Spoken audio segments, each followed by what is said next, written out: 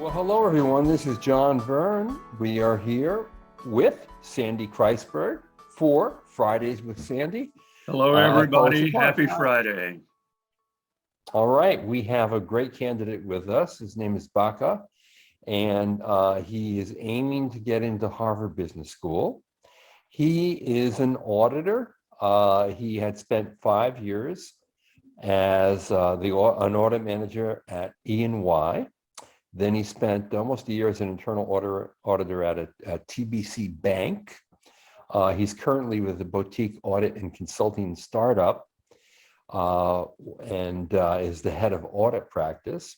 His post-MBA career goal is to be a strategic consultant at MBB.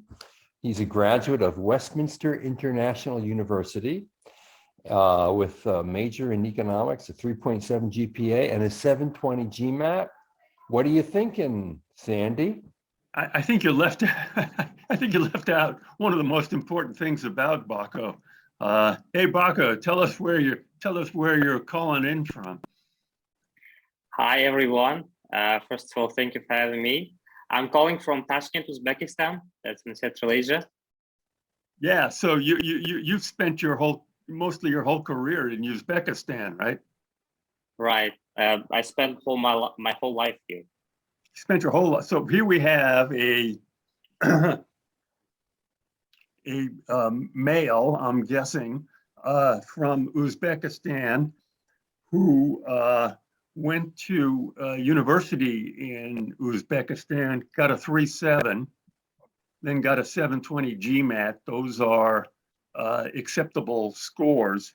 And then his first job out of university was at Ernst & Young in Tashkent, Uzbekistan. That was for 5 years. Then he had a 5-month job at a what was the 5-month job? It was a new digital bank, Georgian bank called TBC. And I worked as an internal auditor there. Okay. And then for the past 10 months, you've been at an outfit called, how do you pronounce that? Prom or Prom? Prom It's audit? Prom audit. Yeah. And describe that. How big is that? It's a small firm, actually, because it's a startup. It's like up to 20 employees, including partners. And it has like 100K USD revenue per year. Okay, so yeah, that's real small, boy. That's I mean, I've got more than 100K revenue, and I'm and so does John. But yeah, the figures are different for Uzbekistan, actually. I mean, okay, yeah, 100K goes a long way in Uzbekistan. Right. Kind of gets you a tuna fish sandwich in Cambridge. Good. Boy, you're unique. Have you gone to business school and what business schools do you want to go to? The dream school is HBS, and I have a target of Kellogg, Booth, MIT. From next level, and I also was thinking about Rice, Fuqua, and Tuck. Yeah. Okay, John. What do you think? That's a good select. You think he's going to get into one of those places? I think he has a shot, definitely. Particularly, I think he's but this guy wants to get out of Uzbekistan. So the real question for him is, I'm not saying you're not going to get into top schools, but let's deal with safety first, okay? Name some schools, John, that he could really probably get into. I would put on the list Michigan Ross, which could get you a job at MBB. Yeah, Michigan Ross, your dreams can come true there, man. Yep, I put it on the list University of Virginia. For sure, because they're really good for MBB, and I think Duke is a good choice for you. I think Rice is actually a good choice for you. So I think Harvard is a real reach for a number of reasons, but with that, I'm sure Sandy will get into. Well, But you know, let's one deal with thing, Harvard, okay, since that's the yeah, question everybody cares about. I don't, why do you call it a real reach rather than a reach? I think because of the job that he had, you know, they tend not to go for big four people who are just auditors. And really, the 5 years that you spent at EY is really your defining professional experience to date. So you'll be evaluated largely on that. They have no idea about the boutique you're working for and have no way of evaluating that. Yeah, okay. Well, what Um, we often say, John, is that if you come from a big four firm, you want to get into Harvard, you kind of have to bring a dowry. Usually, the people from the big four firms admitted to Harvard, they're often underrepresented types, women or underrepresented minorities. Here's a question for you. Does the I'm calling it exotic, unusual, rare, and valuable background of Baku, how much is that going to be valued by Harvard Business School? Are they going to say, gee, this guy would be a real value in a case discussion? I'm going to tell you, it's going to count for a lot, and here's why. It's going to count for a lot. You know, if you look at GMAT data, for example, last year only 100 people in his entire country even took the GMAT, and of the 100 people who did, the average score, the mean score, was only 571. So here we have a candidate who's at 720. I bet you in Harvard's applicant pool, out of the 100 people who took the GMAT, there might only be 5 who even apply. There probably is no one from that country in the current Harvard Business School class. So I think in terms of just diversity of thought, perspective, that's a big plus. To do some rapid research here. Imagine a country where only 100 people take the GMAT. Wow. I mean, in comparison, just to put this out there, 46,000 people in the United States take the GMAT, and that's down because these are numbers that reflect 2020 during the pandemic, when a lot of people, frankly, were not having to take the GMAT. It was optional, or you kind of couldn't take it, or you just settle for GRE or something else. Okay, I've got a data sheet here about everybody attending Harvard University from all over the world. And for Uzbekistan, in all of Harvard, that means the business school, Harvard College, the dental school, the design school, the divinity school, the education school, the graduate school, the Kennedy School, the law school, the medical school. How many people do you think come from Uzbekistan? All those places combined. Less than half a dozen. One. There you go. I was right. And for the So year I'm looking at, that's an advantage. Yeah. That's a total advantage. Yeah, and that guy's at the business school. So How about you better that? hope that guy did. That was a while ago. But yeah, there aren't many people from Uzbekistan. Yeah, that's a plus for you. Yeah, that's a super plus. See.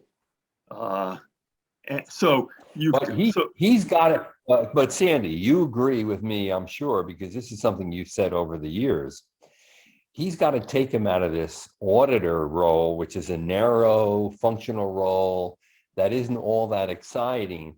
And he's got to position himself as a future leader in his country, because that's what Harvard wants. And if you can't do that, there's no way Harvard wants you. Okay, but Baku, what job do you want after business school? I was thinking about going to consulting in one of the MBB. Yeah, MBB, for those of you who are just joining us, is a shorthand for McKinsey, Bain, and BCG. Those are the kind of the three leading general strategic consulting firms. Uh, uh, do those firms have offices anywhere nearby your house? They are in neighboring countries, as I said, the closest one in Kazakhstan and in Russia, of course. Yes. Would you, okay, what job do you want in 30 years, or 25 years at the height of your career? I was thinking about like getting experience in consulting and then returning to my home country and open up my own consulting firm. Okay, John, you think that's a good thing to say? Yeah, I think that would work. I mean, I like the idea of him trying, doing his own thing in his home country after he lands Yeah, a job. I think that's a smart to roadmap. learn. Yeah, I Yeah. think that's a very smart roadmap. You learn the fundamentals, you learn consulting skills, you join one of those big firms like McKinsey, Bain, or BCG, and then at some point you go back to your country, you figure out what kind of consulting is needed. Could you tell us a little bit about Uzbekistan, Baku? Like, is it a developing country or underdeveloped? Yeah. Or It is developing country. It gained independence 30 years ago, but for 25 years we hadn't much moving here. But like after president change in 2016, for like 5-6 years there are a lot going on. We are developing in a very fast pace. yeah, tell me what And industries are developing. What are the pluses of? Are we talking about mining, or are we talking about software development, or what?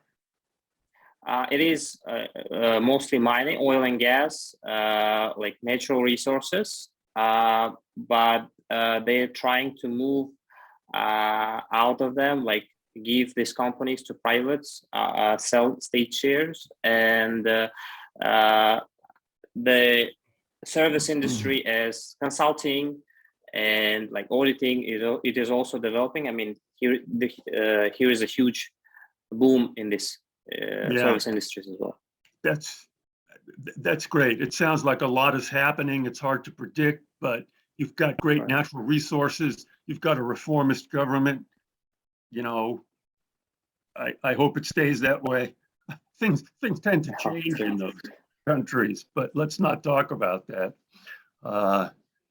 And if you could get, boy, it doesn't. I'm going to say something, John. Tell me if you agree with this. Given your story, given what you want to do, given the opportunities in Uzbekistan, it really doesn't make a difference where you get an MBA as long as it's a top 10 school. John, you want to comment on that? You want to tell me I'm wrong?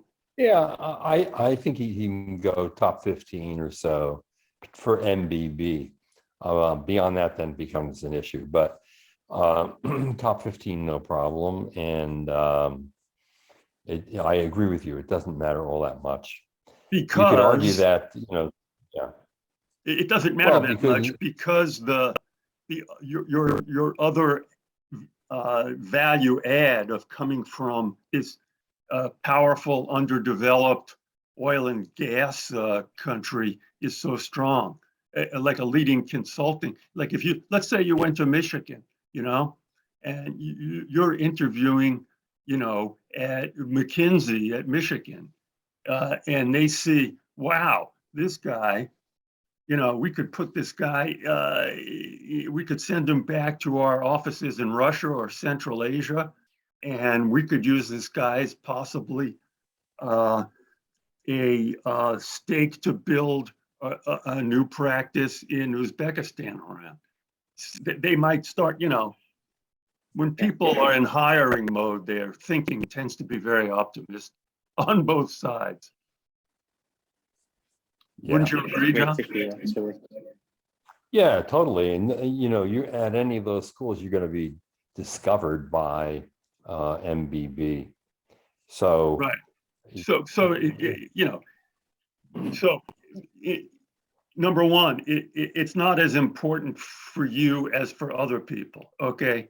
Let's go to point two. Yeah, Sandy, but like everybody else, I want to go to Harvard. So what do you think of that? Have you reached out to any of these schools? Have you ever gone to a forum or something like that, Baku? yes, I did. But of What course, they happened? were online. It was a forum on GMAT Club, and there were coffee chat with students and Q&A sessions. Did you talk to any officers from the schools? Yes, I talked to admission officer, and I talked to current students in HBS. Yeah, what did they say? Let's cut to the chase here. Let's stop blathering and you tell me what they told you.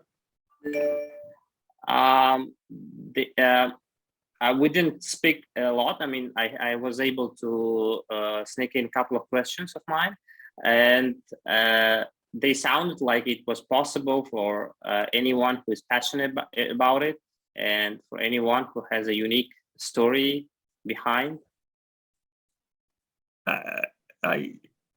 I usually don't believe them, but in this case, I do. I think they were telling you the truth.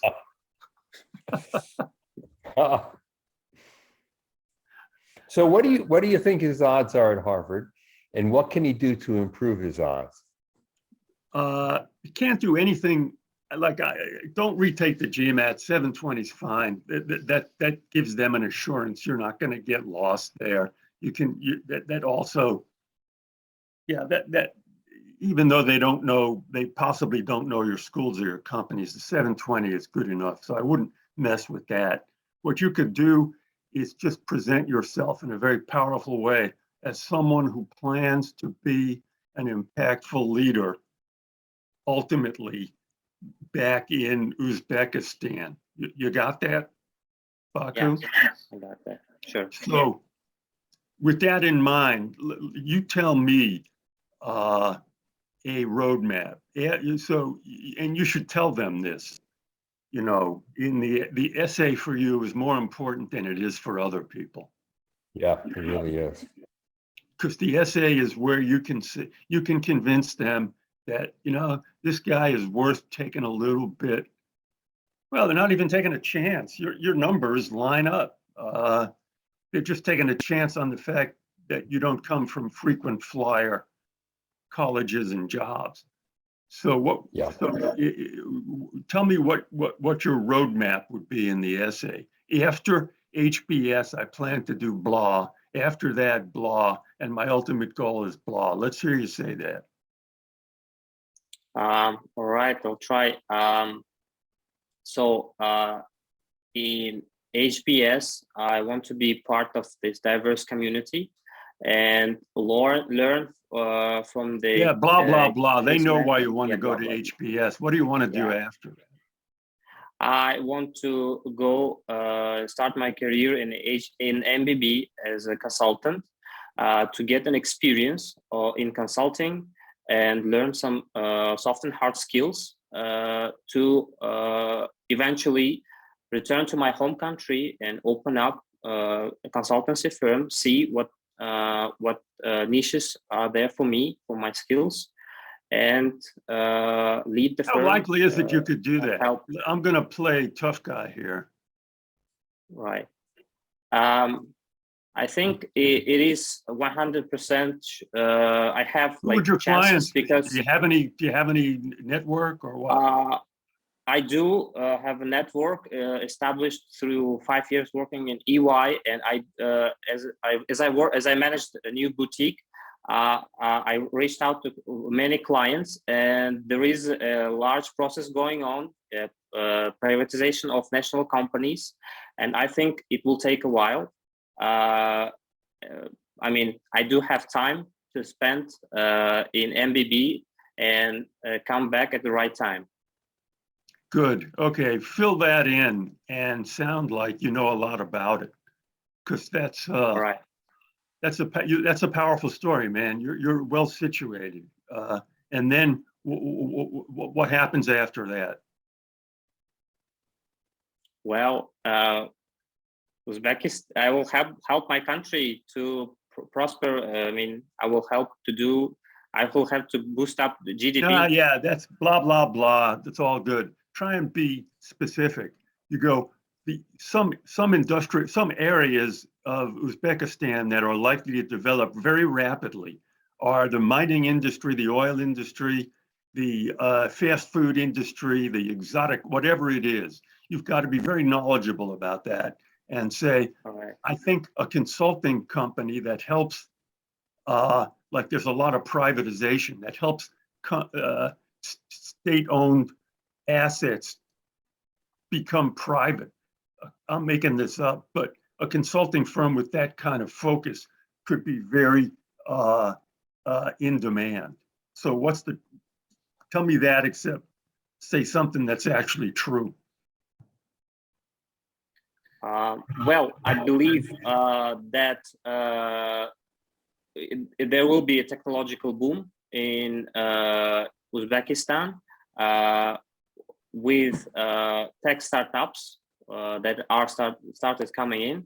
I think this industry will expand here, and they will need consultants while entering the market and trying to develop here.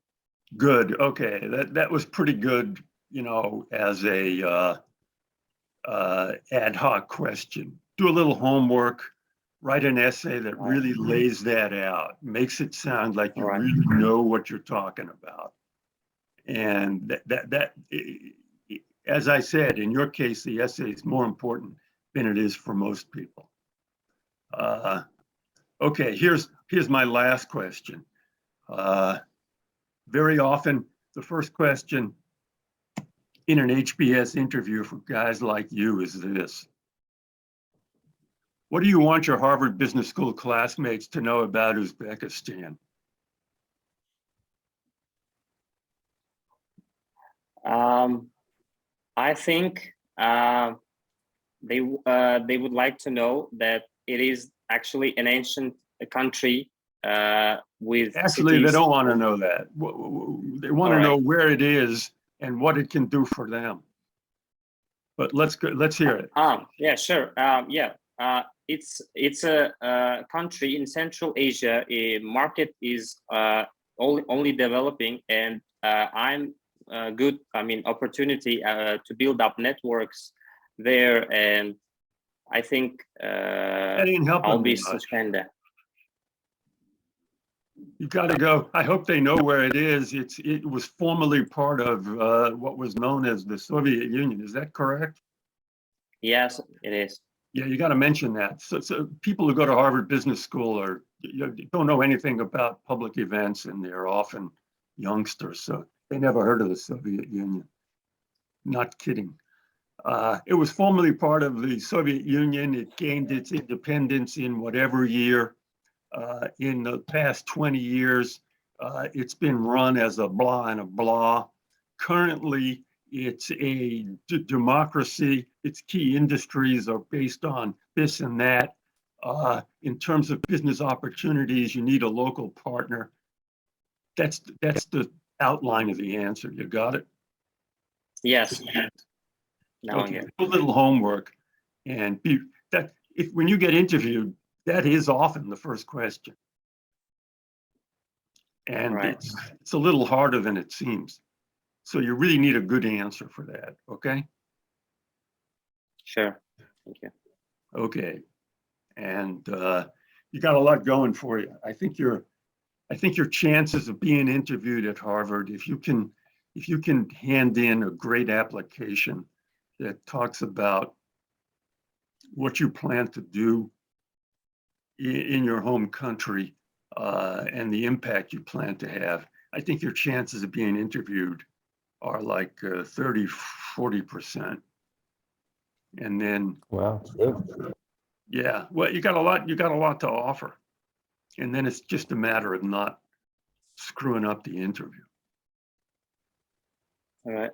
I think, That's and I think unexpected you for would me. benefit from a mock interview. Yeah, I don't mean to sell my services, but if you do apply to Harvard and get interviewed, you might get a mock interview from me or some other reputable consultant. Sure, I will. Yeah, I think it's very helpful, because just to shape the story and get some practice. Just learning that question, what do you want your classmates to know about Uzbekistan? That's worth the price of admission already. Yeah. Yeah, it was hard Yeah, to and- think about it. Okay. Baku, Well- I like you. John, you got anything, got any parting words of wisdom? No, I think you got a chance at Harvard and Kellogg, and you should go for it. And I think Kellogg's going to really like this guy. yeah, I do you're too, a Kellogg actually. I type. do. Yeah, I agree. And we didn't even get into his extras that show him to be, a caring individual who is thoughtful about others, which is really helpful. Yeah, your extras show you to be outgoing and interested in the institutions you attend. The extras are a plus, more so than most people. Yep. And you got a lot going for you. I'm rooting for you. Okay, let us know how it turns out, Baku. Sure. Thank you. Okay, All right. adios. Well, good luck. Good luck to you. Hopefully we'll see you in the US sometime soon on one of these campuses.